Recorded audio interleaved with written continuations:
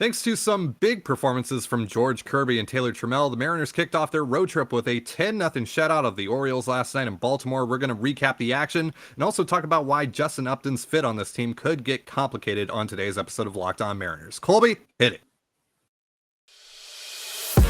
You are Locked On Mariners, your daily Seattle Mariners podcast. Part of the Locked On Podcast Network, your team every day. It is Wednesday, June 1st, 2022, and this is the Locked On Mariners podcast brought to you by Blue Nile. Make your moment sparkle with jewelry from BlueNile.com, and Locked On Mariners listeners get $50 off purchases of $500 or more. This podcast exclusive includes engagement jewelry as well. Use promo code LOCKEDON at checkout. Thank you for making us your first listen of the day. We are free and available on all platforms. I'm Ty Dan Gonzalez. He's Colby Patnode. We cover the Mariners over at InsideTheMariners.com. Be sure to follow the show on Twitter at LO_Mariners. You can follow me at Dane Gonzalez, that's DANE, GNZLZ, and Colby at CPAT11, that's CPAT11. Be sure to also check out our Patreon at patreon.com/control-the-zone. We typically post 2 additional shows on there every week and get into some bigger ideas and bigger topics, whereas Locked On Mariners covers more of the day-to-day with the M's. We also get into some non-baseball discussions on Control the Zone as well. It's a fun time, so be sure to check it out. Again, that's patreon.com/control-the-zone. If this is your first time joining us here on the Locked On Mariners podcast, welcome to the show. If you like what you hear, give us a follow or subscribe wherever you're listening to this, and if you're watching us on YouTube, hit the subscribe button, turn on the notification bell, and give this video a thumbs up. We greatly appreciate it. So again, as I mentioned in the cold open, we're going to be talking about Justin Upton and his fit on this team, which could get a little bit complicated with Taylor Trammell and Kyle Lewis as well. We're also going to get into Robbie Ray, who is starting tonight for the Mariners as they look to secure their second consecutive series victory. But first, let's get into last night's ball game. Again, the Mariners win 10-0 over the Orioles. It's their second shutout victory in 3 games, and that was thanks in big part to some pretty big performances from George Kirby and Taylor Trammell. Kirby goes 6 scoreless, 8 strikeouts, and Trammell goes 3 for 4 with a pair of doubles and 4 RBI. And let's start with Trammell here, because arguably this was his best game at the major league level ever. What did you see out of Trammell, and what have you seen from him thus far through 22 plate appearances since he was called up? Yeah, I mean, aside from the obvious caveat that it's 22 plate appearances, and that's, I mean, in the grand scheme of things, meaningless. One of the obviously biggest and most obvious improvements that he's made so far is that he basically cut his strikeout rate in half over what it was last year. And he's walking more, believe it or not. He is walking 13.6% of the time. Strikeout rate down to 22.7. That's right at about league average. And that's kind of what stopped Trammell from being a bigger factor in last year. In last year's team is the strikeouts were so high that you just couldn't justifiably keep him on the roster any longer. So that's kind of what it is right now. Is he seems to be making more contact. He's walking even more than he was last year. The expected numbers are still pretty good. 254, 450 slugging. So even though his current numbers are insane, even his expected numbers based on batted ball data suggest that he's been good. I mean, he's been fine. He's been a quality major leaguer through 22 plate appearances again. Yeah. I don't mean to keep hammering that home, but we do have to. It is the smallest sample size of small sample sizes there is, really. Yeah, and one of the things that right now looks pretty good is you look at his spray chart. Last year he was 52% pull. This year he's 36% so far. So yeah, he's using the whole field a little bit more. Still, hitting with some power. His pop-up rate last year, 16.9%. The batting average on pop-ups is basically indistinguishable from the batting average on strikeouts. And the batting average on strikeouts, if you guys didn't know, was 0. So basically pop-ups have like a 50 batting average, like 0.050. That dropped from 17% last year to 7% so far this year. Hitting more fly balls instead of pop-ups. Line drive rates down, but he seems to be making better swing decisions. He's not whiffing nearly as much. Still struggling with off-speed stuff, and at some point, Trammell has to go back down. He's just not. He's not quite a big leaguer yet, I don't think. But it's been an encouraging start, and yeah, he three hard hit balls last night. He's definitely been an upgrade over Steven Souza, and we'll see for how much longer he can keep this up, and how much longer the Mariners are going to ride the hot bat. Yeah. So the Mariners get 10 runs, of course, 13 hits, 17 hard hit balls in this game. They had 11 hard hit balls that went over 100 miles per hour. Just ridiculous stuff from the offense. 6 extra base hits. Interestingly, none of them went over the wall, though. They were doing all of this completely just by moving the line on the base paths. And the Orioles, of course, not really at full strength. They had played 5 times in 4 days down in Boston, and they were opting to go for a pseudo bullpen day with Brian Baker getting the opening and Zach Lothar getting called up from AAA to kind of piggyback off of him, and it just did not go well whatsoever for the Orioles. In this one, the Mariners just jumped on both of those guys really early. Of course, Julio Rodriguez with the RBI double, which we talked about it yesterday. This would have been a home run at Camden Yards last year, but because of the walls being moved back, which are really, really ugly, and watching them for 9 innings last night, that just confirmed my priors on that. So they got that first run and then just exploded from that point forward. And, Ty France with another big game. Cal Raleigh had a nice game. Pretty much everyone aside from J.P. Crawford and Eugenio Suarez contributed last night. Crawford was the only hitter in the Mariners starting 9 last night who did not get a hit. It was just a complete performance for the offense. Now, let's talk about George Kirby, who has had a couple of lackluster starts over his last couple of outings, but he got back after it in this one. Had some shaky command in the first inning, but was able to work through that and just cruise for the next 5 innings to go 6 scoreless. What did you see out of Kirby? Yeah, it's probably the best fastball we've seen since the first start. Generated 7 whiffs on 29 swings. That's not an ungodly percentage, but it is going to be important for Kirby to get value out of that fastball.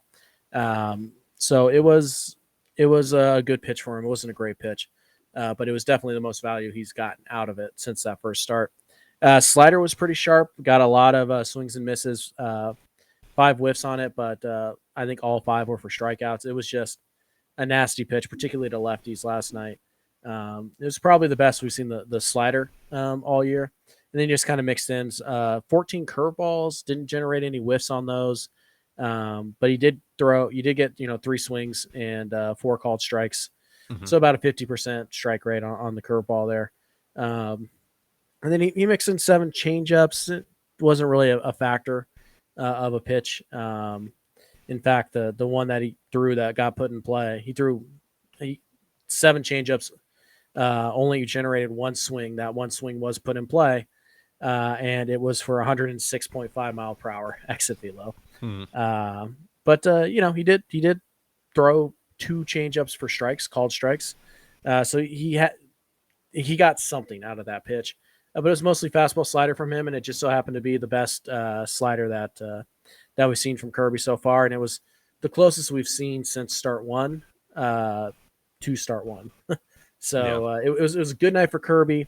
Wouldn't classify it as great, but the last probably 3 or 4 innings, he looked very, very good against I mean, it's not a good lineup, but it's not. There's some hitters. There's some hitters though, as we talked about yesterday. You got Anthony Santander, you got Austin Hayes, you got Trey Mancini, you Cedric Mullins, etc. There's talent in this lineup for the Orioles. Yeah. So it's definitely not a walk in the park, and it was certainly an impressive outing for Kirby, and one that was certainly needed for him coming off of the last couple starts, as I mentioned. So we're going to be going back to the Trammell discussion a little bit and how that kind of ties into Justin Upton as well as Kyle Lewis in just a moment. But real quick, a reminder, this episode of Locked On Mariners is brought to you by Blue Nile. Whether you're ready to pop the question or you're celebrating a milestone moment, find jewelry as unique as them with the modern convenience of online shopping at BlueNile.com. Blue Nile has simple online tools that let you choose the diamond shape, size, and clarity, as well as setting style. Blue Nile's bench jewelers will then handcraft their perfect engagement ring, and each ring is one of a kind. Looking for fine jewelry but having trouble choosing? Blue Nile has jewelry experts on hand 24/7, available via phone or chat to help you find a memorable gift at every budget. Make your moment sparkle with jewelry from BlueNile.com, and Locked On Mariners listeners get $50 off purchases of $500 or more. This podcast exclusive includes engagement jewelry as well. Use promo code Locked On, that's LOCKDON, plus every order is insured, ships free, and arrives in discreet packaging that won't give away what's inside. So shop stress-free and find your forever piece. Go to BlueNile.com today. You're listening to Locked On Mariners. Thank you again for making us your first listen of the day. Now, before we get into our next topic, we have an important favor to ask you. We've put together a survey so we can learn more about listeners like you and make your favorite Locked On podcasts even better. This is your opportunity to tell us what you like and don't like about Locked On Podcasts. Go to LockedOnPodcast.com/survey right now to get started. It won't take very long, and everyone that completes a survey can qualify for a chance to win one of 10 $100 Ticketmaster gift cards. To take our audience survey, go to LockedOnPodcast.com/survey. Thanks for your help. So, we have, by the way, we actually have some news here.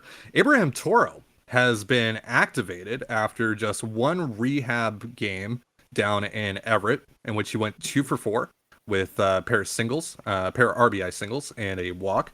And Kyle Lewis has unfortunately been added to the, I would assume, the 7-day injured list for concussion protocol. And that is retroactive to Saturday, which is the last time that he played. He was, of course, hit in the left shoulder by a slider from Jose Urquidy, and that ricocheted off to the side of his helmet. And so now he is in the concussion protocol and will be out for at least a couple more days before he can be eligible to return to the field. Sucks, but that kind of ties into our discussion here a little bit as well with Justin Upton, who is about to join AAA Tacoma after getting some time in extended spring training after signing with the Mariners a couple weeks ago. And according to Scott Service, when Upton is elevated to the active roster, he's going to be playing right field pretty much every day. But as we talked about earlier, Taylor Trammell has been pretty good, again, through 22 plate appearances. But let's just assume here for a moment that Trammell is good, that he actually is going to be able to contribute to this team for an extended period of time, and that Lewis isn't going to be on the IL for too long. I mean, that creates kind of some complications here for the Mariners, right? Especially when, if you do have a young player like Trammell playing well, why would you suddenly cut his playing time down to give that to Justin Upton, who's a veteran who's been declining over the last 3 years? Right. Well, you can make it work. The Mariners have been really hesitant to use Trammell against lefties. Anytime there's been a lefty, late, they pinch hit for him, and it's not like they're pinch hitting to go to Justin Upton, who's been okay against lefties still. They're pinch hitting to go to Dylan Moore, and it's just like, now yesterday they did let Trammell hit against lefty, and it worked out fine. So we'll see what they want to do there, but they can make it work. But it is tricky because Trammell is undoubtedly the better defender. That's not even a question at this point. And honestly, he might be a better hitter. We don't know because Upton hasn't been a major league quality hitter for the last 3 years, give or take. And obviously Lewis has to DH. He's not going to play the field anytime soon. So can you kind of platoon where, Upton gets to start against lefties and Trammell gets to start against righties? You could. And obviously there are going to be days where Kyle Lewis, even with a favorable matchup, isn't going to be in the lineup. You can't trust him to be in the lineup every day. It's a day-by-day trial, basically, with Lewis. So if it's, I assume Lewis is only going to play 3-4 times a week, so there are going to be 3 other days where you need a DH, and keeping Trammell up and using him in right field and using Upton as your primary DH, that makes a lot more sense than, Trammell or than Upton in right field and Mike Ford as the DH. You know what I mean? So right. they can make it work, but it is a little tricky, and you do want Taylor to continue to get at bats fairly regularly because he is a young player and he is a player who still carries enough upside that you shouldn't just sacrifice his development, just to have a guy basically. Right. So Trammell also comes with the ability to play all three outfield spots. He's more than capable in center field. So something happens to Julio, like maybe he gets ejected, or something worse happens. That's right. We didn't even talk about that in the last segment. Julio getting ejected. That was very Ichiro-esque of Julio. Very passive aggressive way to get kicked out of a baseball game, but also screw the umpires. Anyways, yeah. Lance Barrett decided that he needed the attention on him. Yeah, sorry you didn't get the attention you needed as a child, Lance, but I'm glad you got it last night. Anyways, so they can make it work. They can. Because, again, there are going to be days where Lewis just is not going to be available, and you want Trammell, you want Upton, because those are better options right now, at least, than Dylan Moore or Sam Haggerty in the outfield. So we'll see what they decide to do. But, yeah, it gets a bit tricky because I don't think Upton's going to want to accept a pure platoon role. But if you're facing, two lefties in a week and then Lewis just can't go against two other starts, there's 4 starts right there that you can give to Trammell or you can give to Upton. So I think you can make it work. It's going to be tricky, and it'll be interesting to see how the Mariners play it. Haggerty and Moore both have options, and frankly, Trammell is going to help you more than either of those guys right now. Mm-hmm. Yeah, the main concern for me really is Upton being in right field because he hasn't played in right field since 2016. He hasn't registered a single inning out there in over half a decade. That's partly concerning, especially also, when you have Jesse Winker in another corner. Yeah. He was never that good out there either, by the way. Yeah, so yeah. The arm strength, not great. Nor is the accuracy, nor is really his legs either. But hey, the Mariners this year and this past offseason made it clear that they didn't really care about outfield defense. And it's honestly nothing short of a miracle here that Julio Rodriguez has turned into a well above average center fielder defensively, which none of us could have projected at the time. So, it's...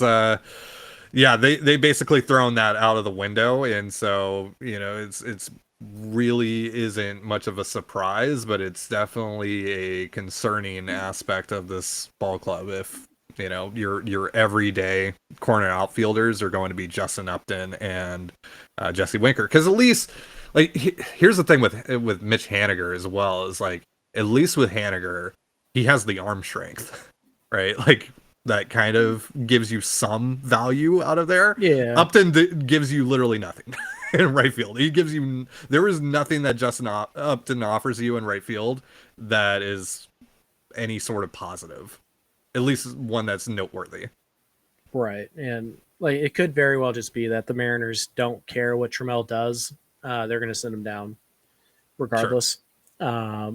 But again, I think that the defense you get from Trammell late, I think that the fact that Lewis is only going to play 3 or 4 times a week if you're lucky.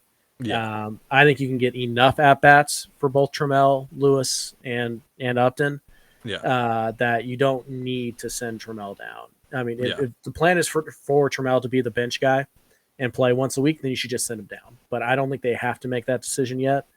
But we'll see what they do. I mean, I'm not a huge fan of the Upton thing anyways. I would just much rather trade for maybe not Tommy Pham now, but Tommy Pham, Ben Gamble, Tyler Naquin. Just don't let him get involved in any fantasy football leagues in the clubhouse. And hey, honestly, we've all been there. I'm curious as to how much money it was. Do we know? It's significant, but for those guys, that's $100,000 maybe. I don't know, but whatever. Whatever. It is what it is, and we'll see what happens with Upton, but. I kind of doubt we see him on this road trip. I think he's probably going to need a week or two in Tacoma. So probably the start of the next homestand, we'll have to have a real serious discussion about what the Mariners do. And by that time, we should have another 50 plate appearances from Trammell to kind of give us an idea. Yeah.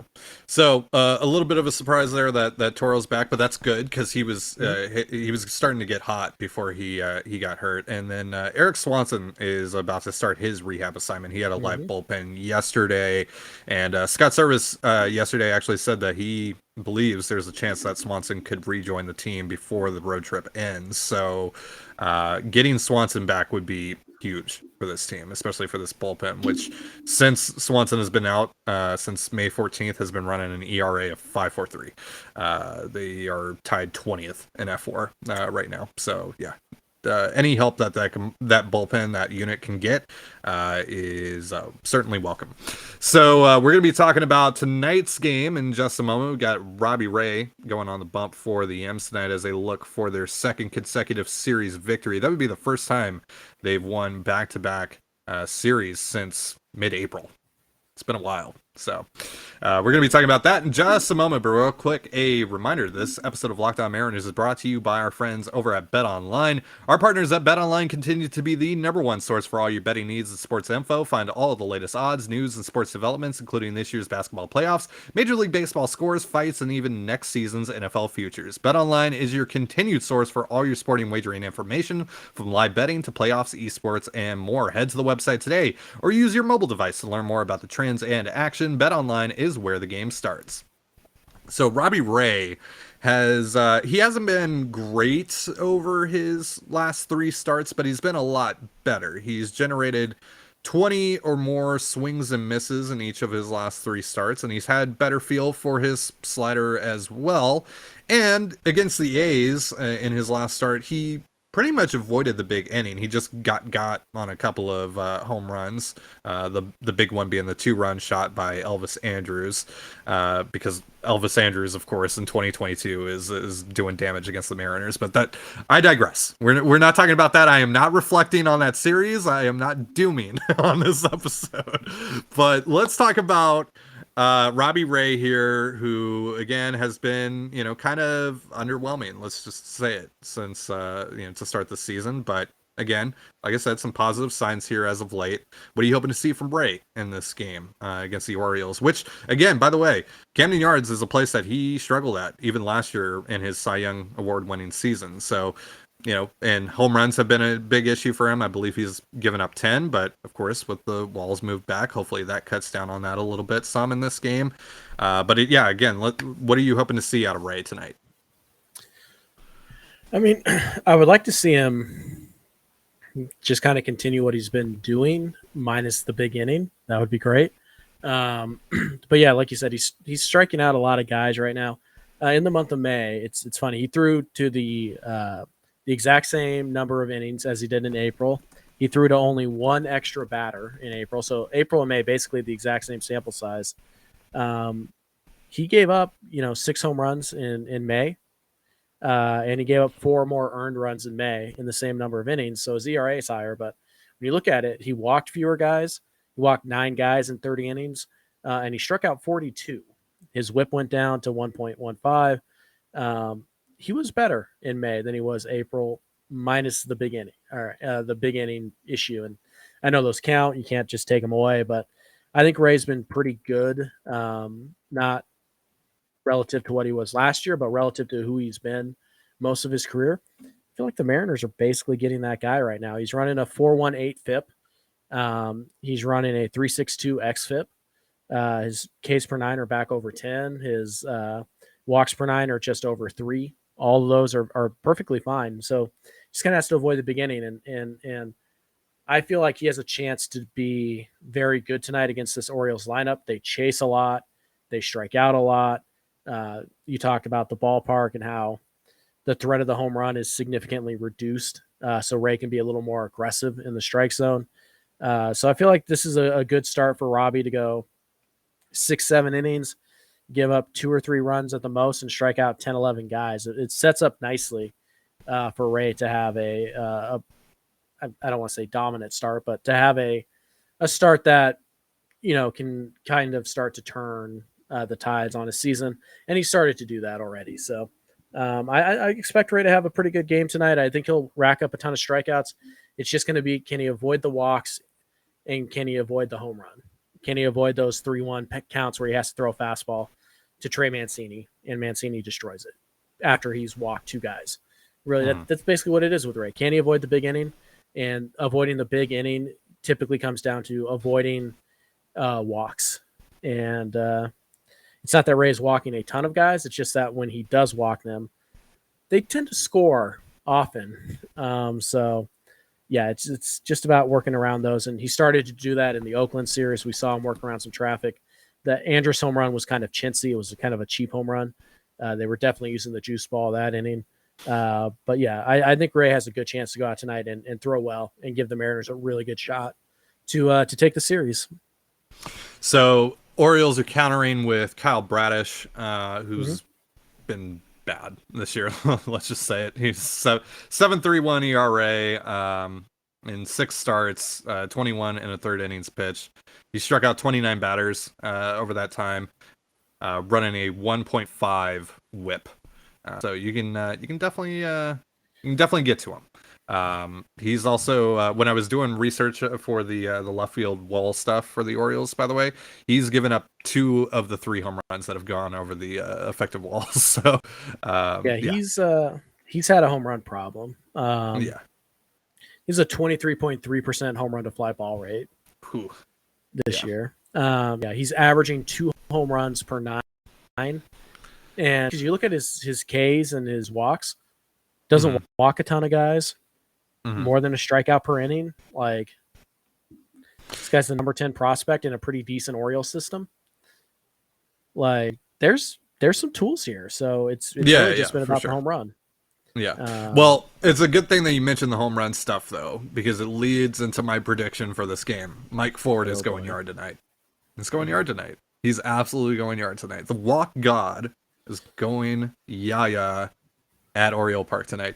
And plus, if for left-handed hitters, going yard to straightaway right field over that big wall, not too difficult. If you can get some elevation on the ball and hit it pretty hard, you got a good chance of leaving the ballpark. So, yeah, I'm going Mike Ford as my pick to click, if you will. Though every time we do picks to click, they don't pan out super well. It started out great for me this year.